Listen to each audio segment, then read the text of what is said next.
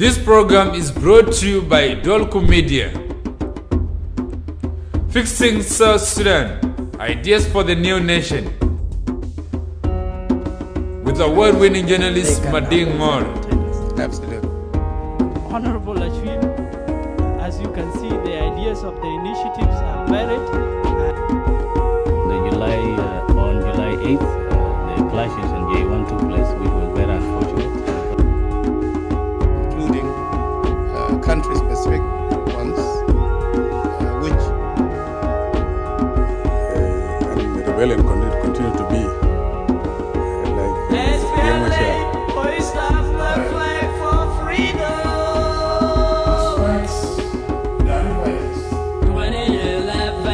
Fixing South Sudan, ideas for the new nation. Welcome to Fixing South Sudan, your ideas for building the new nation. I am Mading Mor. This week, turning food insecurity into food security. What will it take for the Republic of South Sudan to put an end to poverty in the country? How do we empower agriculture to drive our economic growth? We are joined by Honorable Onyoti Adigo Nyikuec, the Minister of Agriculture. Welcome to the show. Thank you. How are you? I'm blessed.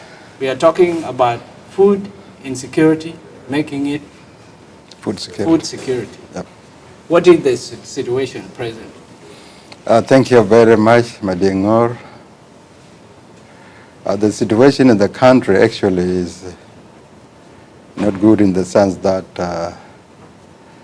in some reports a few months ago there was famine in the country in some areas in Unity States, and thousands are being threatened by hunger, which is really very serious. Even inside Juba here, some citizens are really threatened by hunger, which is a very serious situation in which we have to think well and try to look for solution to such problems, which is making our people suffering like this when we have a bundle of land, which is very fertile indeed.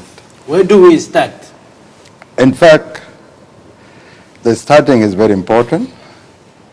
First of all, you make a policy, and then based on that policy, you execute it accordingly.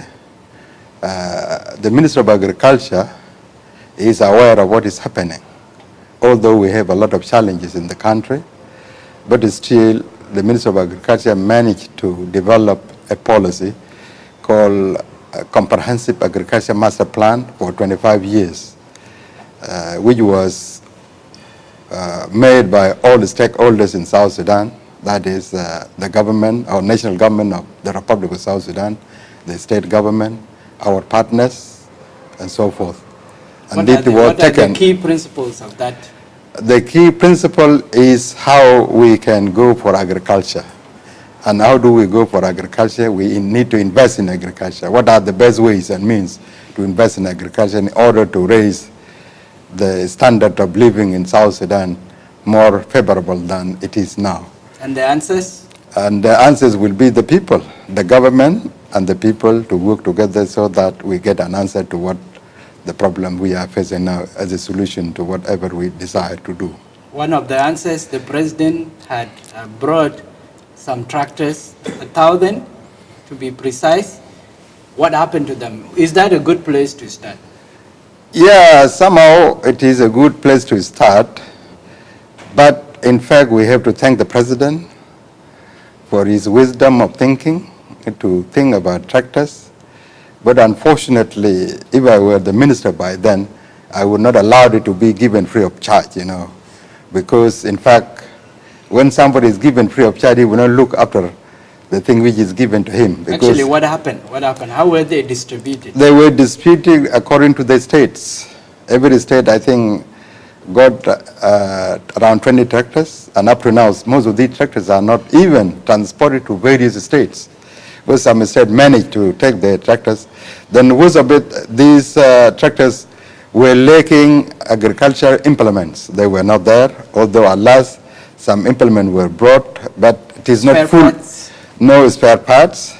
That is very unfortunate. And we were supposed to build workshops according to the people who brought it, because you cannot have a tractor without a workshop. The time when it goes for work, it needs to be maintained and checked. But unfortunately, there are no workshops, no spare parts. It's very unfortunate. However, it is a good start anyway. But if people are serious about it, but still there are some people who got tractors and still these tractors are still lying now without utilization because there was no monitoring how they were given and so forth. Assuming that everything was in place, the tractors were in place, the seats were in place, there are still impeding factors. What are those?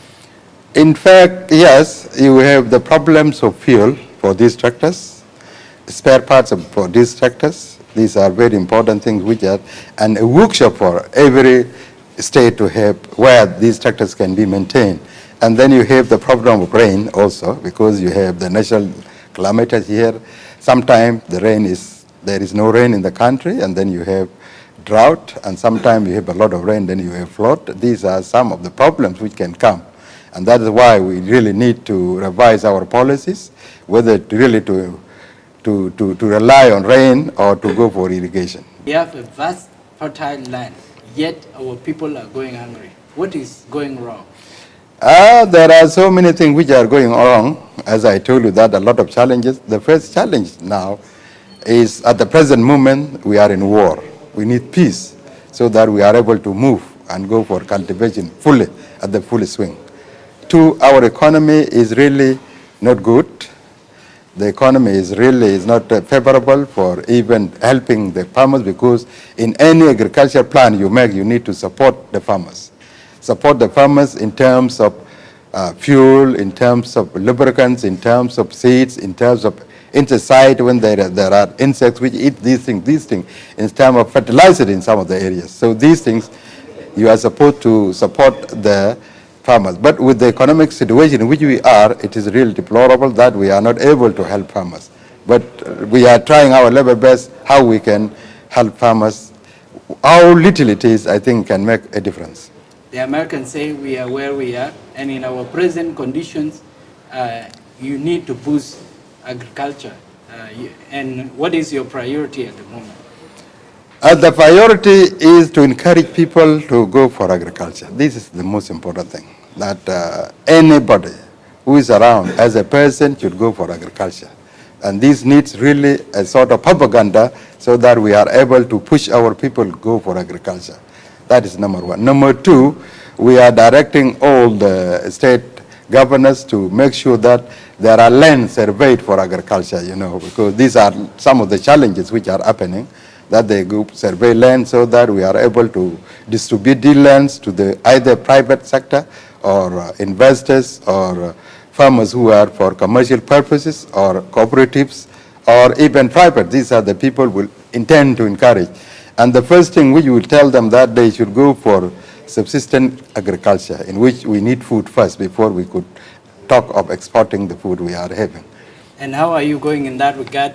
We know that there is some money that was given by the government. You distributed some money. So tell us a bit about that. Yeah, in fact, I'll have to thank the Minister of Finance, because he's very cooperative and he's very concerned about agriculture and as the policy of the government as a whole. And even I have to thank most of my colleagues in the Council of Ministers, because everybody thinks that there is a need for us to go for agriculture. In fact, the Minister of Agriculture gave us 15 million. And then we see these 15 million, what do we do with it? So we are thinking, according to us, we go for fuel, help the farmers who are able to farm at a lighter quantity, we give them fuel. And then for fruits, for seeds, it's rather difficult at the present moment, but still for fuel is difficult. So we work together with the Minister of Finance as well as the Agriculture Bank of the Republic of South Sudan and the Central Bank, and then we agreed that this money goes to Agriculture Bank, and it is now with Agriculture Bank, and it is being distributed, and they have a policy how to give a person, if you are a farmer, Medingor, then you should have documents to clarify that you are really a farmer and you have got a certain land which you are going to farm, actually. Then it is a matter of procedure that there are procedures to be made for the support for the farmers all over South Sudan. And right now, and we are starting, right now we are supposed to start with the Central Equatoria here and other areas, because we met with those of Nile Pad that if they are able to bring us fuel, and then this fuel will be brought through Agricultural Bank, which will be distributing it. For the Northern Upper Nile, which is also having a bulk, we are thinking that if there is any possibility, we get the fuel from the north. Are you convinced that all it takes is distributing money? Are those farmers capable? Do they need capacity building of any sort to be productive? You know, the capacity building is one of the major challenges that you have just brought in. But at the present moment, this medium-term policy we need to put. But we need the immediate thing which we can do at the present moment. We see those who are having farms, those who have got tractors who need to be helped, and so forth. So these are the target people, and those, because you don't give this thing free of charge. You know, when we say we support you, it doesn't mean it is free of charge. No, we support you with guarantees that you will be able to pay it back later on, because this money we can work it as a sort of revolving fund in order to help in future anyway. How much is currently being earmarked for agriculture in the national budget?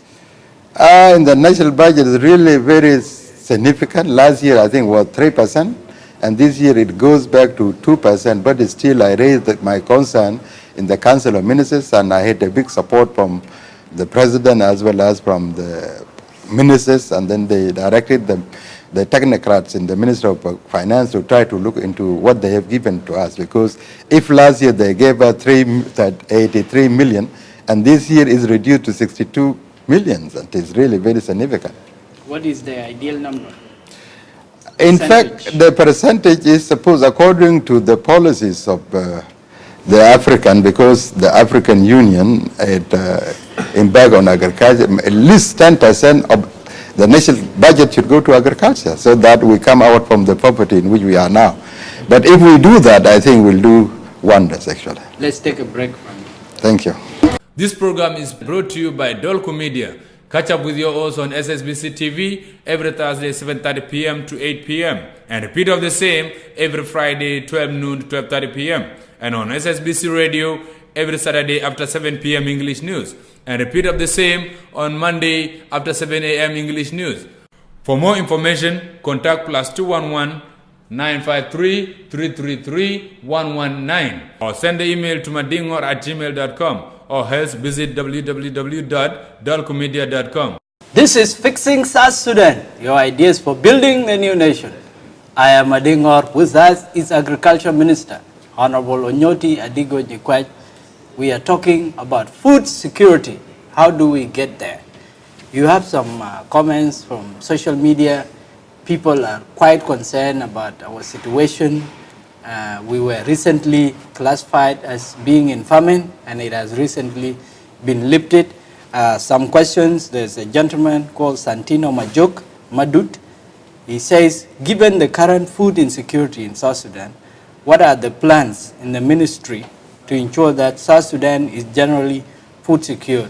So, talking a bit about your master plan. In fact, thank you very much for that question, although I have already answered it before. In the sense that, you know, people are really suffering, as they mentioned. And the plan of the ministry is to see into it that we don't want to repeat the current situation next year. How do we do it? We do it in the sense that we need to mobilize people at the grassroots level to go and go for agriculture.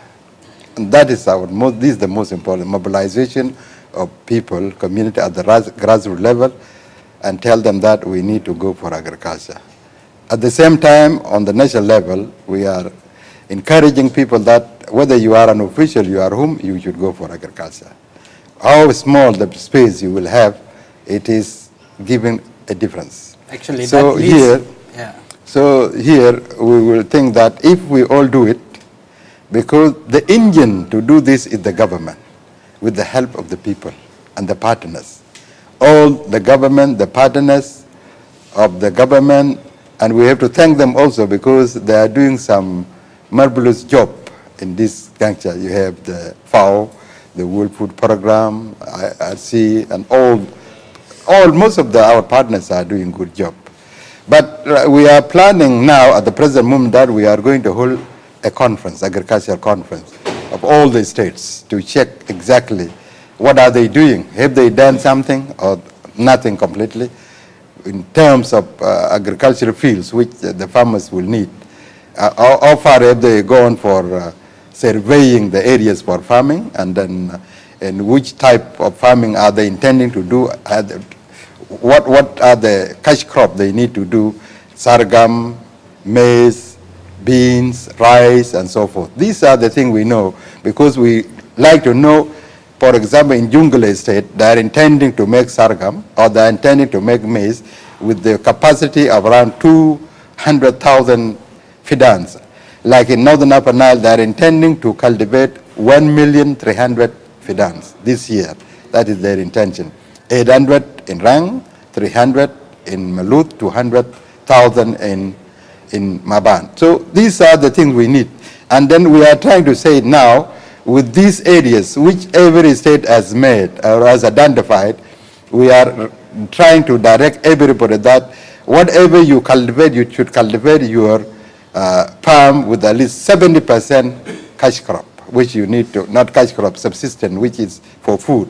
And then 30% will be for export or something of that kind, like sim, sunflower. These are things we need for export later on. But mainly we concentrate on sorghum, maize, cassava, beans, and rice. These are the major things which can dwell out from these areas. Malin Chol is asking whether you have a farm. Are you practicing what you are preaching? In fact, I request to have a farm, and I have somebody now who is doing this in Rang, and I'm intending to go to Rang and even talk to the governor that I need a farm because I should be an example. But here, if you go around my house now, you see that I'm doing some little things in beans and some fools, and very little, but it is very small actually. And even the people who are near me, they have started also doing the same. What is hindering you? There are two things hindering me now. At the present, you know, the difficulties of getting seeds is really terrible. And then another issue is the machinery for agriculture, although we are trying with our own hands to do the business. So these are some of the farm. And then at the present moment, which is very urgent and immediate, we are being threatened by armworm. And I'm making a memo possible tomorrow to the Council of Ministers to look into it, that we need to fight this armyworm, which is a disaster. Disease. Yeah, this is really a certain, insects which comes and finish all any type of crop you cultivate. If you are facing challenges of cultivation as a minister, what do you think will happen to the average person? Yes, all of us, we are having a lot of challenges, not only the minister, but even everybody is having a challenge because of the situation in which we are. As I told you right from the very beginning, we have economic difficulties, and we have also the challenges of the peace here in the country. And agriculture also, if you know agriculture has got some components. One of the components of agriculture is accessibility, which is roads. The work of the Minister of Agriculture is to make food availability of food, and then secondly, affordability of it. That should be affordable to the individual group of people. But the most important thing is accessibility. You need everybody to be accessing this food, which is connected with roads. So here, without peace, without good roads, then we have a lot of challenges. Talking about insecurity, what is being done to combat this? Yeah, there are a lot of, you know very well that what is being done. The initiation of the president for the nature dialogue is part of the solution to the problem which we are now facing in the country. And then if people all accept, and I'm very happy in the process that the national dialogue is now going through the steering committee, which I think the steering committee has started dialoguing among themselves, because when you hear the speeches and what they are doing is really very encouraging, and some of them are supporting people coming together. Some of them are saying, no, we need individual, but it's still the voice of people bringing inclusivity for everybody is very high, which I think can be a solution to the problem if we all come to this national dialogue. And quickly, secondly, we need also the implementation of peace agreement, which the government is really embarking on. I think it's one of the solutions to the problem, because to end the war once and for all. Yes. A few more, actually. There is Dengdi Akiyoi. He says, what is one thing you think you should be credited for in the future as Minister of Agriculture? What is one thing you would like to achieve? The one thing which I like to achieve, and is my vision, I need food for every South Sudanese to be self-sufficient. And it is my vision that in 3 years' time, if we have peace relatively, I think I need South Sudanese to be self-sufficient, not to import food from outside. We should be eating our own food, our own vegetables, and all these things should be self-sufficient within 3 years. And within 5 years, we'll go for exports. This is my vision, and this is what I need to do, that everybody should have food to eat. Everybody should have food to eat. Yes, and that is the vision of the ministry, that food for all. Now we are stuck. There's no finance that you need. There's no finance that you need, and then the conducive environment that you need. So what do we do in the interim? You know, Madengor, I'm saying that if there is no peace or no finance, we cannot pull our hand to just look until peace comes or until we get money. No. God has created you with a vision, with a thinking, with what to do. I think right from now, I think we are thinking and we are trying our level best. Within our capacity, we can do anything possible within our capacity at the present moment. Whether there is peace, there is no peace, whether there is funding, there is no funding, within our capacity we can do. You know, long time ago, there was no money to facilitate the farmers, but still they managed with only traditional farming, and it was we used to export. You know, Peshoda incident, what happened? It is because there was no food in Khartoum, Umdurman, and that is why these people came by boats to Peshoda in order to get food. And when they get food, then they went there. There were different white people. They reached Khartoum. They said there are another white people there. Lord Kitchener was surprised. What has happened? These white people, they have to send expedition to Peshoda, where they got the French. And you know very well the Palmer's Peshoda incident. It's because they were exporting food to South Sudan. Exporting food to North Sudan, I mean. Is it an understatement to say that agriculture can propel our economic growth? It can be an engine of our economy. How big is agriculture for South Sudan? Oh, that is really, you know it very well. Because agriculture can boost the economy of a country, especially in South Sudan here now.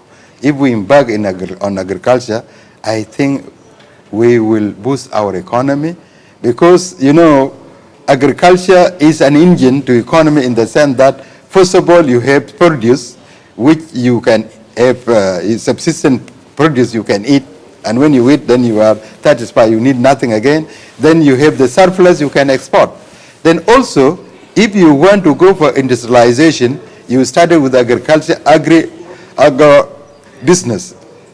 People, they can come in and help try to build the agri-industry, where you can have, especially in Northern Upper Nile now, we have raw materials which can encourage industry to be developed. You have simsim, you have sunflower, you have even our perita can be made in other things. So really, it's a gift for us to go into agriculture, which most of the people say it all the time, that agriculture is the backbone of the economy of the country. Even if there is enough food, when we reach to food security, these other problems of storage are there, transportation is there, so it will be a lot of work to overcome these things. Yes, as I told you before, that agriculture farming goes with some of its components. And one of the components, you have said it, that is transport to from productive area to the consumption areas where they consume or to the marketplaces.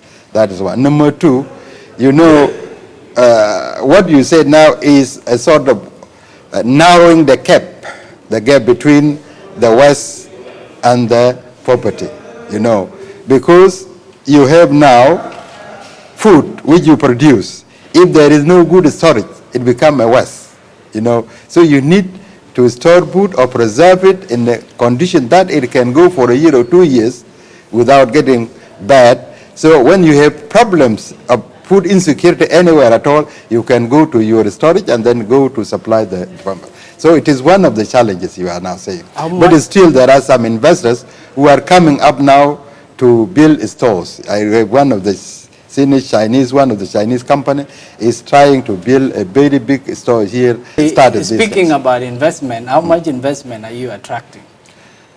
Yeah, but there are people who are interested in investment in agriculture.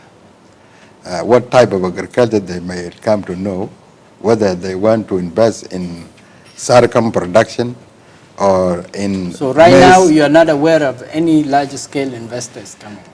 There are some, but still these people, when I look at it, some of them who have applied this time may be for next year because they will not cover. In the Chinese, they were interested in coming to cultivate here very seriously, but still it needs land to be reserved for them so that wherever they say we need sorghum, then we direct them to Reng. We need, for example, maize, we direct them to either Yambio or the surrounding areas here around, or these are the areas because, you know, we have different types of climate in the South Sudan where they are applicable to different types of crops which you need to cultivate in these areas. Let me ask you a more personal question. You are a leader of the Democratic Change Party. You have been in the parliament and critiquing the policies of the government. You have been on the outside looking in. Now that you are in, what is the reality?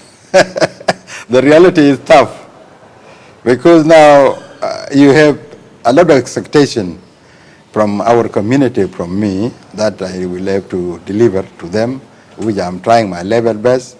But you know, in the football team, you know that the best players are the watchers outside. See? Not the people playing the football. The spectators. Yes. That is why I was very critical when I was outside. Now I'm in the field. You're not playing very good. Now I'm in the field. No, it is the people to judge whether I'm playing good or not. But outside the field, you were playing very good. But yeah, inside the field, now, you are not playing very well. Yeah, I need a good coach because it is the coach which will make the team score games actually, score the scores which they need to do. But my coach should be the people and the technocrat in my ministry. These are my coach which can make me successful.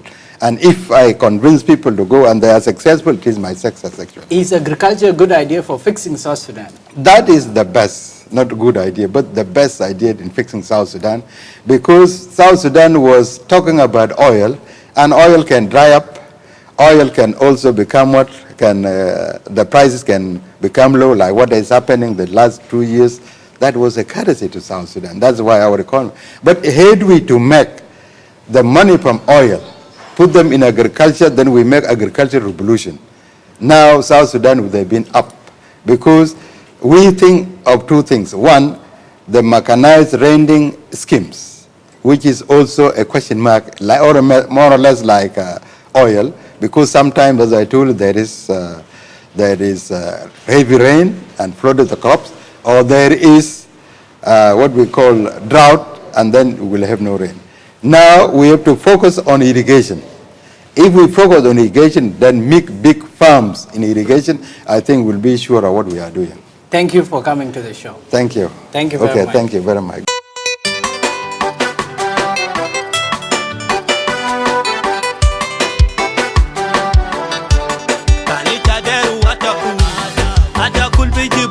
Salam